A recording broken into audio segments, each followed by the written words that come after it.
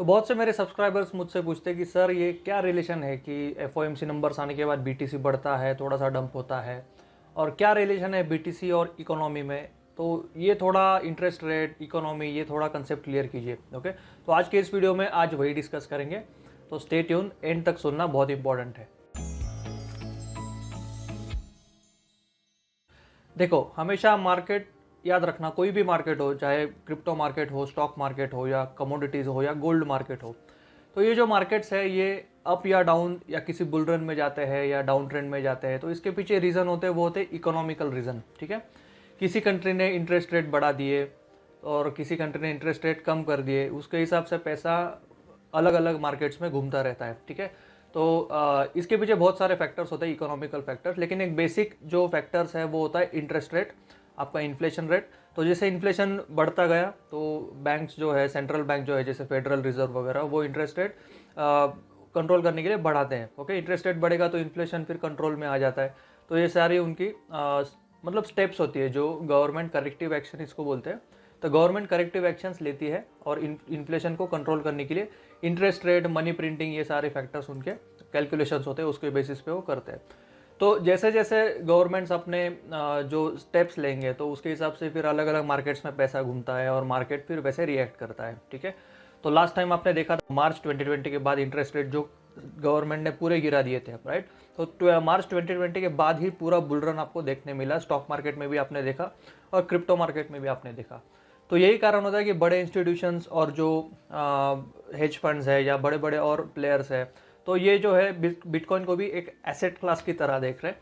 तो उनके हिसाब से वो जो बाइंग करते हैं या पोजीशन लेते हैं, वो बिटकॉइन उनके लिए एक एसेट बन चुका है। ओके, तो हमें ये भूलना नहीं चाहिए कि बिटकॉइन में जब पैसा आएगा, जो फ्रेश पैसा आता है, वो इन्हीं फैक्टर्स की वजह से आता है कि जब लेंडिंग बढ़ेगा तभी मार्केट में पैसा आता है, राइट।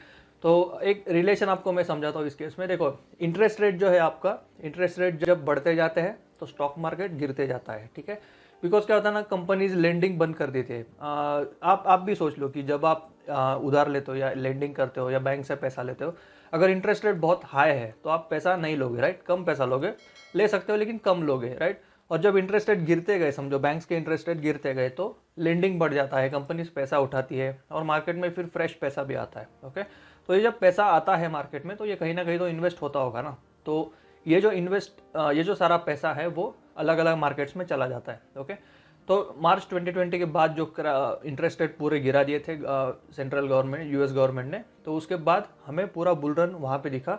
और लास्ट ईयर इंटरेस्ट रेट फिर से बढ़ना स्टार्ट हो गए, तो मार्केट, स्टॉक मार्केट में और क्रिप्टो मार्केट में आपको वो क्रैश धीरे धीरे दिखना स्टार्ट हो गया। ओके, अभी की सिचुएशन अगर देखेंगे तो इन्फ्लेशन बढ़ते जा रहा है। तो इन्फ्लेशन कंट्रोल करने के लिए यूएस गवर्नमेंट, फेडरल रिजर्व जो है वो इंटरेस्ट रेट भी बढ़ा रही है। ओके, तो इंटरेस्ट रेट बढ़ने की वजह से स्टॉक मार्केट में आपको करेक्शन दिख रहा है, क्रिप्टो मार्केट में आपको करेक्शन दिख रहा है। ओके, तो थोड़ा जो ये हल्ला गुल्ला चल रहा है कि क्या मार्केट ने बॉटम किया है या ये सब सारा डिस्कशन जो चल रहा है, तो देखो, ये फ्रेश पैसा मार्केट में तभी आएगा जब इंटरेस्ट रेट कंट्रोल में होगा या बाकी इकोनॉमिक इंडिकेटर जो है वो अच्छे से काम करेंगे, या कुछ पॉजिटिव सिचुएशंस जब हमें पूरा दिखेगी मार्केट में, तभी फ्रेश पैसा आएगा। और बड़े लोग तभी पैसा लगाते हैं जब उन्हें सब कंडीशंस अच्छे से दिख रही है और फेवरेबल दिख रही है, बिकॉज उनको भी खुद का पैसा बढ़ाना है। और नॉर्मल जो लोग हैं, चलो वो रिटेल ट्रेडर से उनका तो ज़्यादा सवाल नहीं आता, लेकिन जो बड़े प्लेयर्स है वो हमेशा अपना पैसा कहीं ना कहीं कमोडिटी में, स्टॉक मार्केट के बाद बॉन्ड मार्केट में चले जाते हैं, वो गोल्ड मार्केट में चले जाते हैं। तो ये सारा पैसा हमेशा मूव करते रहते हैं वो। ओके, तो एक ऐसा देखा गया है कि जब कभी स्टॉक मार्केट गिरता है तो ये जो सारा पैसा है बॉन्ड मार्केट या गोल्ड मार्केट में चला जाता है, जहाँ पे उनको ज़्यादा रिटर्न्स एक्सपेक्टेड होते हैं और ज़्यादा रिटर्न्स उनको मिलते हैं। ओके, तो वैसे ही क्रिप्टो मार्केट में भी अभी ओवरऑल हमने लास्ट ईयर क्रैश देखा, तो थोड़ा बहुत फ्रेश पैसा हम भी सोच सकते हैं कि अगर यूजुअली तो ऐसा देखा नहीं गया है कि स्टॉक मार्केट से पैसा निकला और क्रिप्टो में आया, ऐसे तो हुआ नहीं है। लेकिन हम देखते हैं अभी ये जब कभी फ्रेश पैसा आएगा मार्केट में, इंटरेस्ट रेट जब गिरेंगे तभी फ्रेश पैसा आएगा।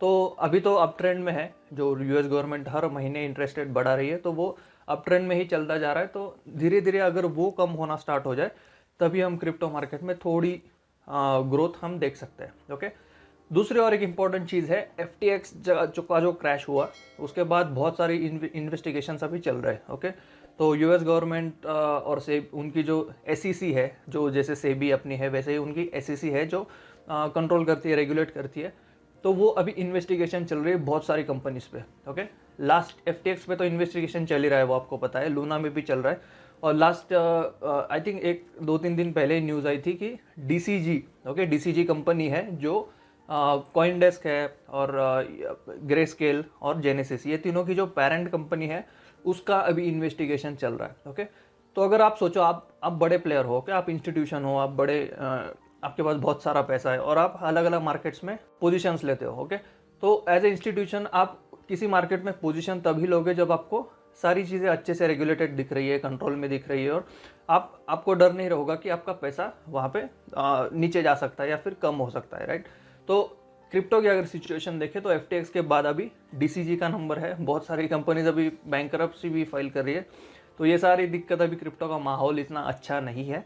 तो मैं ऐसे मानता हूँ कि जब तक ये सारा माहौल सुधरता नहीं है, और ये जो कचरा है, ये FTX ने जो कचरा किया है, लूना ने किया है, बहुत सारी बोगस फेक्स कंपनीज करके, और DCG का भी ग्रेस्केल के साथ जो है वो सब कुछ चल रहा है इन्वेस्टिगेशन, तो ये कचरा जब तक साफ़ नहीं होता तब तक फ्रेश पैसा मार्केट में नहीं आएगा।